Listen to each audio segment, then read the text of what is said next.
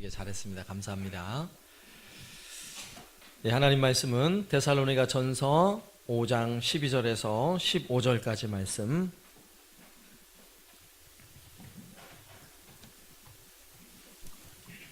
데살로니가 전서 5장 12절에서 15절까지 말씀. 신약성경 332쪽.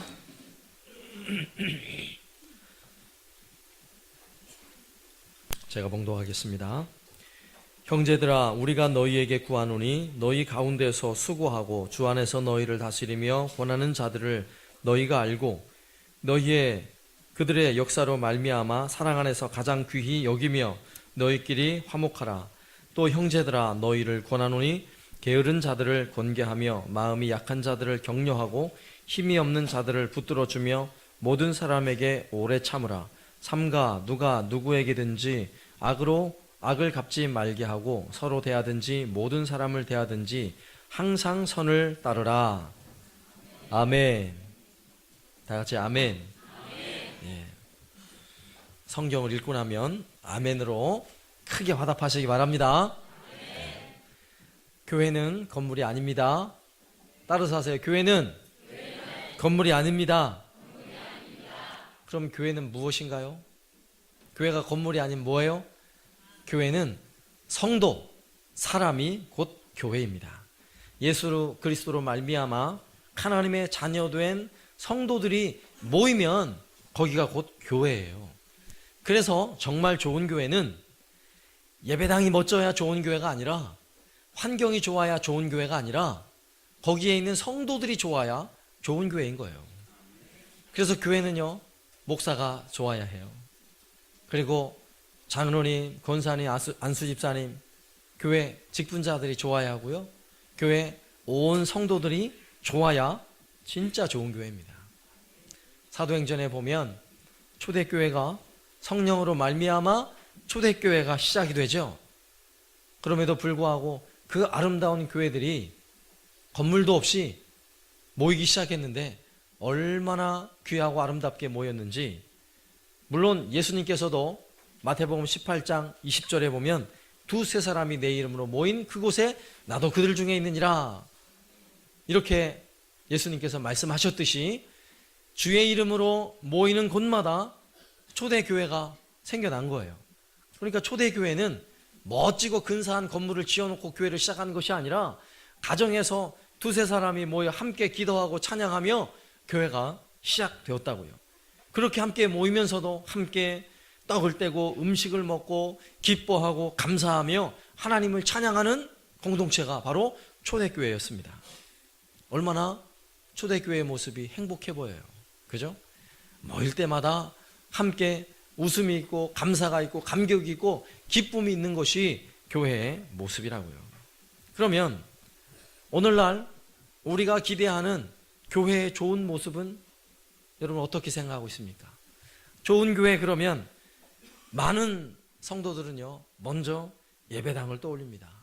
시설을 떠올리고, 교회 가면 밥이 맛있어, 교회 밥이 맛있어, 밥을 떠올리고, 교회 가면 주일학교 시스템이 잘 돼 있어야 하고 주차장도 넓어야 하고, 이런 데 주로 관심을 가지는데, 물론 그런 것이 좋다는 것은 성도들이 모이기에 좀 수월하니까 더 좋은 교회가 될 수 있는 여지는 있지만 그것 때문에 좋은 교회가 아니라고요. 좋은 교회는 사람이 좋아야 좋은 교회입니다. 교회가 좋다는 이야기는 거기에 예수 이름으로 모이는 사람들이 좋아야 한다는 이야기예요. 결국 좋은 교회인가? 라는 이 질문은요, 우리 스스로에게 다시 질문이 돌아오는 거예요. 나는 좋은 성도인가? 나는 바른 신앙인인가? 라고 우리 스스로에게 질문이 다시 돌아와요. 그래서 내가 좋은 성도라면 그 교회는요, 좋은 교회인 줄로 믿으시기 바랍니다. 그래서 끊임없이 우리는 스스로에게 질문을 던져야 돼요. 여기 있는 목사는 나는 과연 좋은 목사인가? 나 스스로에게 질문을 던져야 돼요. 나는 과연 좋은 목사인가? 우리 교회에서 장로의 직분을 받으신 우리 장로님들은 끊임없이 스스로에게 질문을 던져야 돼요. 나는 우리 한사랑교회에 과연 좋은 장로인가? 우리 모두가 그렇게 생각해야 돼요. 나는 과연 우리 교회에 좋은 성도인가? 이런 고민을 먼저 해보아야 하는 것입니다. 이런 의미에서 교회는 아주 중요한 두 가지 관계가 있다고 지난주에 말씀드렸죠. 그 관계는 수직적 관계, 하나님과 우리 사이에 관계가 있는가 하면 수평적 관계, 성도들 사이에 관계가 있다라고 말씀을 드렸어요. 그 중에서 지난주일 이어서 수평적 관계, 성도들의 관계에 대해서 우리가 한 번 더 살펴봐야 하는데, 지난주에는 수평적 관계 중에서도 목사와 성도의 관계에 대해서 말씀을 드렸습니다. 우리가 오늘 읽은 본문의 말씀에서도 12절과 13절 말씀에 형제들아 우리가 너희에게 구하노니 너희 가운데서 수고하고 주 안에서 너희를 다스리며 권하는 자들을 너희가 알고 그들의 역사로 말미암아 사랑 안에서 가장 귀히 여기며, 여기까지가 목회자에 관한 거죠. 그래서 목사의 영적 영향력, 말씀의 영향력 아래 있어야 여러분은 행복한 신앙생활 하는 거다라고 말씀을 드렸습니다. 자, 오늘은 성도들의 관계에 대해서 또 살펴볼 예정인데, 성도들의 관계를 오늘 말씀에서는 세 가지로 구별하여서 설명하고 있습니다. 오늘 방금 전에 읽었던 13절 끝부분에 보면 너희끼리 화목하라 이렇게 시작돼요. 이렇게 시작되어서 성도들 사이에 어떤 관계를 가지고 어떻게 신앙생활 해야 하는가, 교회 생활 해야 하는가를 교훈하고 있는데, 그 첫 번째가 일반적으로 성도들 사이의 관계를 설명합니다. 일반적으로 성도들 사이에는요, 오늘 말씀에서 무엇을 강조해서 말씀하고 있는가 하면 화목하라, 너희끼리 화목하라 이렇게 말씀하고 있어요. 여기서 너희끼리라고 말할 때는요, 우선 세상과도 화목해야 하지만 성도들이 교회 안에서 우리 안에서 먼저 화목해야 한다라고 말씀하고 있는 것입니다. 교회는 아름다운 사랑을 나누는 공동체인 것이 사실이에요. 그래서 교회는 사랑의 공동체라고도 말을 합니다. 그러나 얼마든지 다툼이 일어날 수 있다는 사실을 우린 너무도 잘 알아요. 특히 우리 한국교회 120년의 짧은 시간 속에 어마어마한 부흥을 이루었지만 그 부흥 속에는 교회가 분열하고 교단이 분열하고 큰 다툼이 있었다는 것을 우리는 한국교회 역사 속에서 잘 알고 있습니다. 결국 교회의 부흥이 우선이 아니라 하나님이 교회를 향한 하나님의 마음은 화목하길 원한다는 사실을 오늘 말씀을 통해 다시 한번 우리는 상고해야 돼요. 이런 교회 분열의 역사는 오늘 한국교회만 있는 것이 아니라 초대교회가 어느 정도 조직적으로 교회가 세워지고 그래도 건물이 생겨나고 어느 정도 조직이 생겨나기 시작하면서부터 교회는요, 문제가 생겼어요. 그 대표적인 교회가 고린도 교회죠. 고린도 교회는 굉장히 뜨거운 교회였습니다. 성령의 충만한 은혜와 여러 가지 은사들이 나타나는 그런 교회였음에도 불구하고 고린도 교회는요, 당파 싸움을 했어요. 나는 바울파, 나는 게바파, 나는 베드로파, 나는 아볼로파, 그러면서 서로 누가 더 뛰어난지 누가 더 옳은지 싸움을 하는 교회가 바로 고린도 교회였습니다. 분명 한국교회가 분열을 거듭하면서 성장한 것이 사실이긴 하지만 하나님은 결코 분열하고 다투는 교회의 모습을 하나님 기뻐하실까요? 절대로 그렇지 않아요. 하나님은 다툼과 분열이 있는 것 하나님은 절대로 기뻐하지 않으세요. 오늘 우리가 살피고 있는 데살로니가 교회도 사실은 사랑이 많은 교회였어요. 고린도 교회와 같이 다툼과 분열이 있는 교회가 아니라 데살로니가 전서 앞부분에 1장 2절 3절 말씀에 보면 데살로니가 교회를 향해서 사도 바울은 이렇게 기억하고 있어요. 데살로니가 전서 1장 2절 우리가 너희 모두로 말미암아 항상 하나님께 감사하며 기도할 때에 너희를 기억함은 너희의 믿음의 역사와 사랑의 수고와 우리 주 예수 그리스도에 대한 소망의 인내를 우리 하나님 아버지 앞에서 끊임없이 기억함이니. 사도 바울이 데살로니가 교회를 생각하면 무엇이 떠올라요? 데살로니가 교회는 믿음의 역사가 있고 사랑의 수고가 있고 또 그리스도에 대한 소망의 인내가 있는 교회야. 이것을 기억하는 교회였대요. 그런 교회였음에도 불구하고 사도 바울이 오늘 우리가 읽은 본문의 말씀에서는 뭐라고 권면하고 있어요? 너희끼리 화목하라, 이렇게 말씀하고 있는 것입니다. 화목이 이렇게 중요한 거예요. 여러분들은 너무나 잘 알 거예요. 가정이 화목한 것과 가정이 다툼이 있고 불화한 것과 무엇이 더 좋은지 여러분 너무나 잘 알 거예요. 좋은 집에서 살고 좋은 음식을 먹고 물질 쓰는 것에 대하여 아무런 부족함 없이 지내는데 가족 간에 다툼이 있어요. 분열이 있어요. 모이기만 하면 싸우고 다투고 화평할 날이 없습니다. 이런 가정에서 살고 싶으세요? 그런 사람은 단 한 사람도 없을 거예요. 차라리 초가 삼간에 살더라도 저 지리산 깊은 계곡에서 계곡물 받아서 산나물 뜯어먹고 살더라도 행복하게 화목하게 서로 아껴주고 도와주고 섬겨주며 사는 것이 차라리 나은 거 아니겠어요? 누구나 잘 알아요. 가정이 그러하듯이 교회도 마찬가지입니다. 교회가 아무리 웅장하고 화려해도 그 안에 분열과 다툼이 이어지고 있다면 참으로 불행한 거예요. 그러나 교회가 예배당이 어떻든 상관없이 모이는 성도들의 구성원이 어떻든지 상관없이 서로 아껴주고 사랑하면서 화목할 수 있다면 그 교회는요 정말 아름다운 교회인 것입니다. 그 교회는 하나님의 은혜가 머무는 교회일 것을 저는 확신합니다. 그래서 오늘 데살로니가 교회를 향하여 너희끼리 화목하라 이렇게 말씀하고 있는 것입니다. 지난주일에도 그런 말씀을 드렸는데 우리가 주일 예배 한번 빠지는 것 큰 죄로 알잖아요. 예배 빠지면 안 되지요. 그러나 주일 예배 빠지는 것보다 교회 화목을 깨는 것이 더 큰 죄라는 사실을 꼭 기억하세요. 교회 안에서 서로 봉사하고 예배하고 섬길 때는요 서로가 하나 되기 위해서 서로를 존중하고 높여주기 위해서 힘써야 돼요. 화목을 위해 힘써야 하는 것입니다. 교회가 큰 교회냐, 많은 일꾼이 있냐, 예산이 넉넉하냐, 여러분 이건 별로 관심 안 가져도 돼요. 어디에 관심을 가지냐면 내가 교회에 있어서 내가 과연 화목한가, 내가 교회에 있어서 과연 화목을 이루어 가고 있는가, 여기에 우리 자신의 신앙의 중요한 잣대가 있는 것입니다. 고린도후서 5장 18절 말씀에 보면 이렇게 말씀하고 있어요. 모든 것이 하나님께로서 났으며 그가 그리스도로 말미암아 우리를 자기와 화목하게 하시고 또 우리에게 화목하게 하는 직분을 주셨으니, 이 화목을요 뭐라고 말씀하고 있어요? 직분이다 라고 말씀하고 있어요. 교회의 성도가 된 이상, 교회에서 예배 생활을 하는 이상 우리는 적어도 무슨 직분을 가졌다는 거예요? 화목하게 하는 직분을 가졌다고요.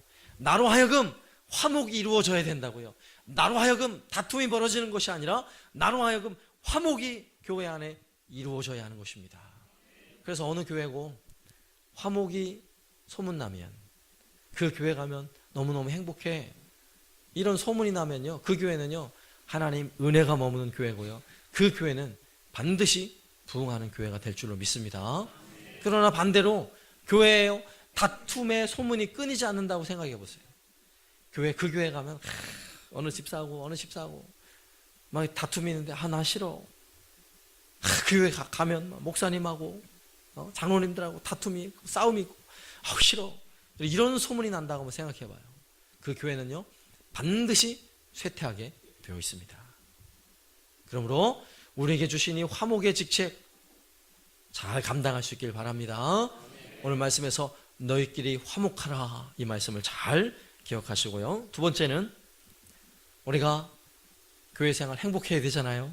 두 번째 우리가 생각해 보아야 할 관계는 연약한 성도들과의 관계예요. 연약한 성도들과의 관계. 오늘 말씀에서 데살로니가 전서 5장 14절 말씀에 보면 또 형제들아 너희를 권하노니 게으른 자들을 권계하며 마음이 약한 자들을 격려하고 힘이 없는 자들을 붙들어주며 모든 사람에게 오래 참으라, 이렇게 말씀하고 있어요. 이렇다는 이야기는 데살로니가 교회 정말 좋은 교회였어요. 믿음의 역사, 사랑의 수고, 소망의 인내가 있는 그런 교회였음에도 불구하고 그 교회 안에 게으른 자들도 있어요. 마음이 약한 자들도 있어요. 힘이 없는 자들도 있습니다. 자, 그렇다면 고린도 교회는 왜 사도 바울이 이런 표현을 하고 있을까요? 고린도 교회는 많은 핍박으로 인해서 낙심한 성도들이 있었어요. 그리고 핍박으로 인해 죽음의 이런 아픔을 경험하고 또 죽음의 이 심각한 슬픔과 고통 때문에 너무 이 죽음이 슬퍼서 그 슬픔 속에서 나오지 못하는 이런 성도들이 있었어요. 그런 것 때문에 마음이 약해 있고 나태해져 있는 이런 신앙인들, 이런 성도들, 연약한 성도들이 있었다는 이야기입니다. 그렇다면 이 연약한 성도들은 데살로니가 교회만 그렇습니까? 안 그래요. 어느 교회고 지구촌에 있는 어느 교회든지 간에 교회 안에 연약하지 않은 성도들이 없어요. 여기서 연약하다고 말할 때는 마음이 연약한 것도, 또 육신이 연약한 것도, 또 믿음이 연약한 것도 다 포함되어져 있습니다. 연약한 성도들이 얼마든지 있다고요. 그러면 연약한 성도들은 스스로 자기 신앙을 지키기 위해서요, 스스로 얼마든지 자기 의지와 결단을 가지고 신앙을 지켜낼 수 있는 사람들이 아닌 거예요. 그러면 옆에서 도와줘야 되고요, 옆에서 섬겨줘야 믿음이 세워질 수 있는 사람이고 신앙생활을 잘 할 수 있는 사람들이라는 거예요. 그들을 향해서 오늘 말씀에서는 어떻게 하라고요? 오래 참으라, 이렇게 말씀하고 있어요. 오래 참으라. 물론 그 앞에 게으른 자에 대하여는 권계하라. 권계라는 말은 사랑의 마음을 가지고 잘 타일러라, 이런 말이에요. 그리고 연약한 자들, 마음이 약한 자들에게는 격려해라. 힘이 없는 사람은 붙들어 주라, 이렇게 말하고 있는데 이런 걸 다 한꺼번에 모아가지고 맨 마지막에 오래 참으라, 이런 단어로 요약하고 있는 것입니다. 연약한 성도들을 보면 오래 참으시기 바랍니다. 예배 시간에 꼭 설교 시간만 되면 조는 사람 있어요. 그죠? 예배 시간에 조는 사람 있으면, 특히 부부가 같이 앉아 있으면요, 제가 여기서 이렇게 보고 있으면 보이거든요. 이렇게 조는 것도 보이고 옆구리 찌르는 것도 보여요. 또 옆구리 찌르는 거 안 보이려고 밑에서 살짝 꼬집는 것도 보여요. 그렇게 하지 마세요. 조는 분에겐 책임이 없어요. 여기는 목사에게 책임이 있는 거예요. 졸게 하잖아요. 저한테 책임 있는 거예요. 절 꼬집으세요. 제 옆구리를 찌르세요. 아시겠죠? 오래 참으시라고요. 이분이 언젠간 잠이 확 깨가지고 은혜 받겠지? 라고 생각하고 그냥 편히 주무시도록 놔두세요. 제가 늘 얘기하지만 교회에서 주무시는 게 은혜지 집에서 잔다고 생각해봐요. 얼마나 불행해요. 교회 와서 얼마나 은혜로우면 잠을 자겠냐고요. 어? 얼마나 행복하고 얼마나 마음 편안하면 잠을 자겠냐고요. 불안하면 잠이 안 올 텐데. 오래 참으시라고요. 오래 참으세요. 또 특히 한국 교회는 예수 믿는 사람들, 신앙생활 하는 사람들의 술 문제, 담배 문제가 늘 거론이 되잖아요. 그러면 그런 이야기를 해요. 아니, 교회 다니면서 술 마시고 그런다고. 그죠? 그럴 수 있어요. 물론 교회 다니면 시간이 지날수록 술을 정리를 하고 담배를 정리해야죠. 그러나 교회 안에는 연약한 자가 있다는 사실을 잊어서는 안 된다고요. 연약한 성도들이 있어요. 그래서 이왕이면 술 마시면서 예배하러 오시라고요. 아시겠죠? 술 끊고 예배하러 오려고 그러면 평생 못 와요. 담배 끊고 저 예배하러 갈게요. 그런 분은요, 못 와요. 나중에 진짜 담배 들 힘이 없을 때 예수 믿는다 그러면 별로 기쁘지 않아요. 차라리 술을 마시더라도 담배를 태우더라도 예배당 찾아오는 것이 귀한 거예요. 그렇게 봐주라고요. 연약한 성도들이 있다는 사실을 기억하고 연약하면 연약한 성도로 봐주라고요. 그러면서 어떻게 하라고요? 오래 참으라고. 오래. 이제 봄 기운에 따뜻한 햇볕이 내리쬐고 있습니다. 그러면 햇빛이 닿는 것은요, 금방 얼음이 녹고 눈이 녹게 돼 있어요. 그러나 유독 햇빛이 안 닿는 그늘진 곳은요, 잘 녹질 않아요. 그래서 그늘진 이런 모퉁이 길을 돌아다닐 때는 빙판에 주의해야 돼요. 그죠? 그럼에도 불구하고 여름이 되면요, 그늘진 그것도 어떻게 돼요? 다 녹아요. 다 녹아요. 여름 되면 다 녹아요. 교회에서는 항상 여름이 있어요. 여름이. 은혜의 때가 있다고요. 하나님이 은혜 주실 때가 있다고요. 졸다가도 눈이 번쩍 뜨여가지고 하나님 말씀이 귀에 쏙쏙 들어올 때가 있을 것이고, 술을 마시면서 부끄러운 마음으로 예배당에 찾아오더라도 언젠가는 술 마시는 것이 역겨워서 도무지 술잔을 들 수 없을 때가, 은혜의 때가 있을 수 있다니까요. 담배를 태우면서 신앙생활 부끄럽게 하다가도 담배꽁초 꺾어버리고 내가 내 이 거룩한 이 몸을, 성령이 거하시는 이 거룩한 성전을 내가 이 연기로 더럽힐 수 있느냐 이러면서 신앙의 결단을 하고 예배하러 나오는 이런 변화의 때가 있다고요. 믿습니까? 내가 할 일이 아니라 성령 하나님께서 하실 일이에요. 그러므로 연약한 성도들을 바라볼 때 우리는 그저 바라만 보면 돼요. 그를 불쌍히 여기는 마음으로 오래 참고 오래오래 참고 바라봐 주면 되는 거예요. 이번에 저도 단기 선교를 갈 때 우리 청소년부 아이들이 7명이 신청을 했어요. 7명이. 그리고 이제 초등학교 1학년 올라간 도연이까지 8명. 반이 청소년부하고 애들이에요. 애들.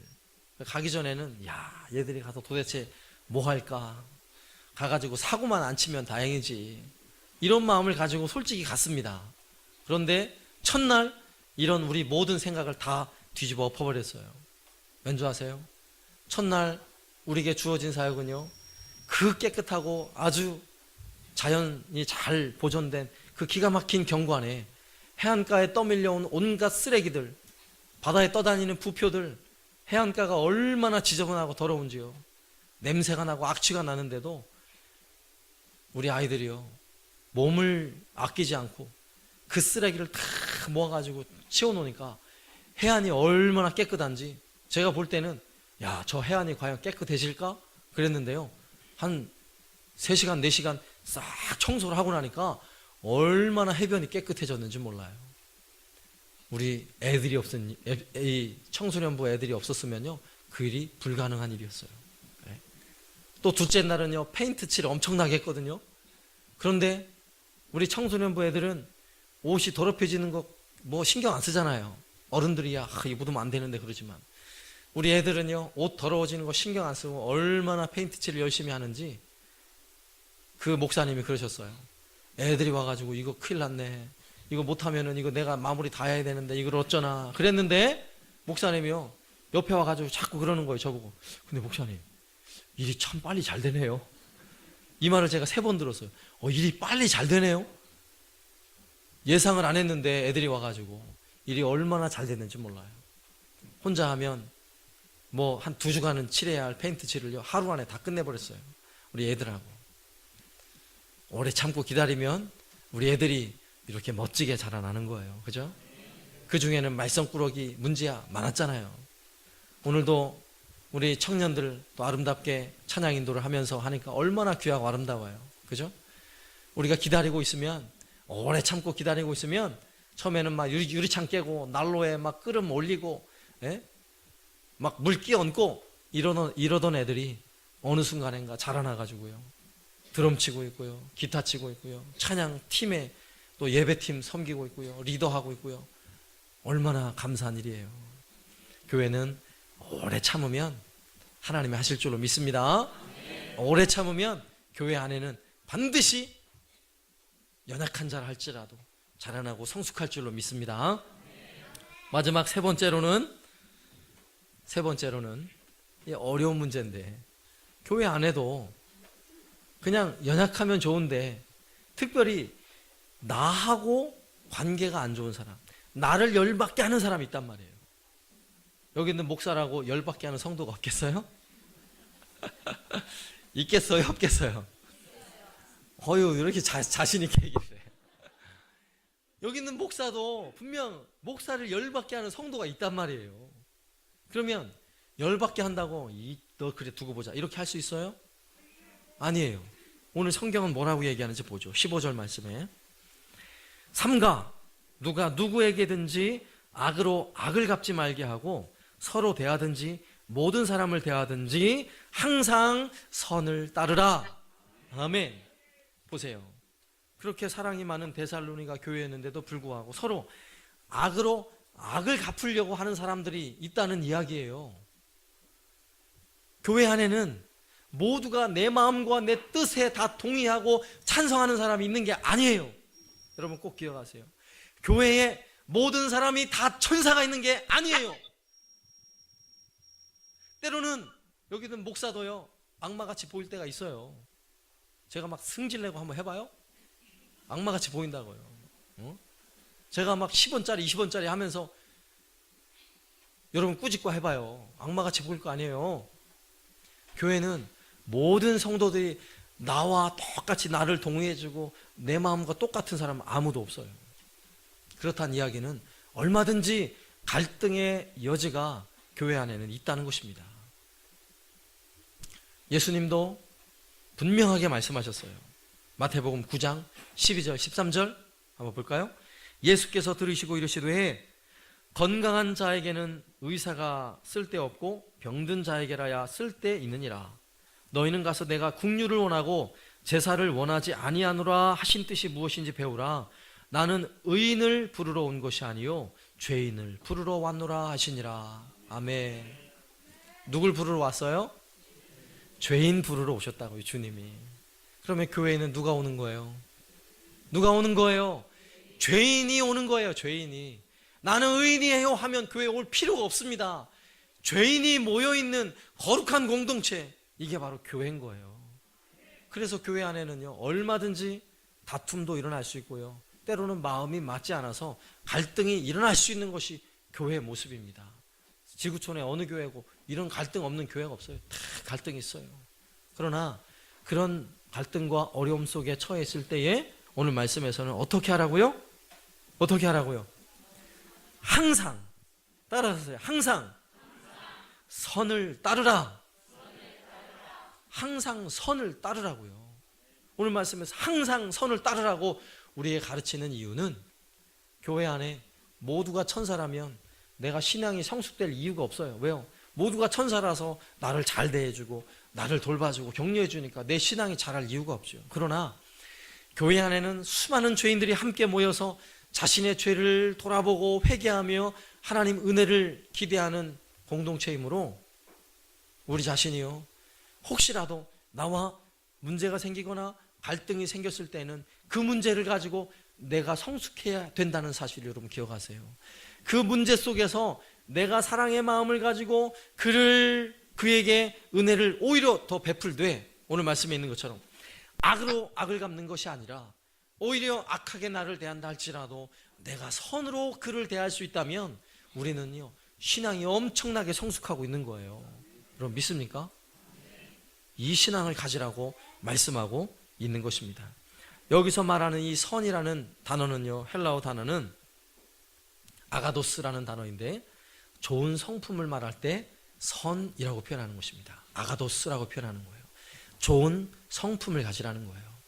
신앙인이 되면, 예수를 믿고 하나님의 자녀가 되면 신앙의 좋은 인격자가 되어야 하는 것입니다.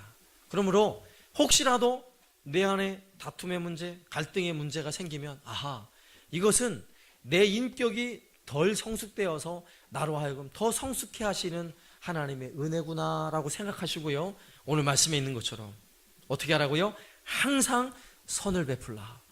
좋은 걸 베풀라고요. 좋은 것을 베풀고 더 기쁘고 감사한 것을 베풀 수 있는 마음을 가지고 행동하면 그러면 된다라고 말씀하고 있는 것입니다. 이것이 바로 교회 생활을 행복하게 하는 법이에요. 다시 한번 정리해 볼까요? 성도들의 관계 속에서는요, 너희끼리 화목하라. 여러분 이 단어를 기억하시고요, 교회 안에 분명 연약한 성도가 있습니다. 그들을 바라볼 때마다 오래 참으라. 여러분 이 단어를 기억하시고요, 그리고 혹시라도 갈등의 문제가 생기면 오늘 말씀에서 가르치는 것처럼 항상 선을 베풀라. 이 단어를 기억해야 합니다. 이렇게 우리가 서로 노력하고 수고하며 헌신한다면 우리 한사랑교회는요, 바로 이런 교회가 되는 거예요. 다윗이 시편 23편에서 노래했던 것처럼 여호와는 나의 목자시니 내가 부족함이 없으리로다. 그가 나를 푸른 초장에 누이시며 쉴만한 물가로 인도하시는도다. 여러분의 신앙생활은 여러분의 교회 생활은 행복해야 합니다. 하나님께서 우리를 인도해 주심으로 우리는 정말 쉴만한 물가에, 정말 푸른 초장에 누워서 성도들이 서로 화목하며 서로 사랑하며 서로 수고하며 행복한 교회 생활, 행복한 신앙 생활 하는 것, 이것이 하나님이 우리를 향한 복이고요, 또한 교회를 세워나가는 우리 모두의 바람이 되어야 하는 것입니다. 우리 한사랑교회가 온 성도들이 서로 하나 되어서 화목을 이루고 화목이 소문나는 교회가 되어질 수 있기를 살아계신 예수님의 이름으로 축원합니다.